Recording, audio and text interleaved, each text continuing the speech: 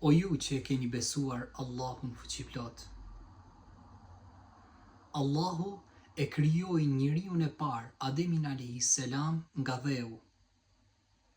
E mori dheun nga toka me ngjyra dhe cilësi të ndryshme. Prandaj edhe pasardhësitë e tij janë të ndryshëm. Pastaj Allahu e formoi me dorën e tij dhe i fryu nga shpirti i tij dhe i urdhëroi melekët që t'i bëjnë sejdë për respekt. Ademi alayhis salam ishte krijesa e parë njerëzore. Ishte babai i të gjithë njerëzve.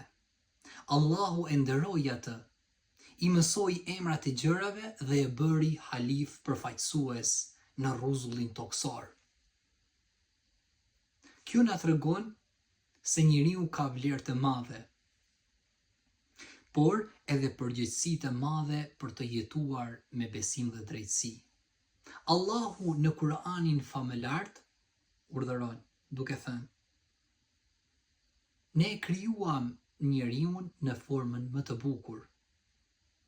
Allahu i mëshiroj.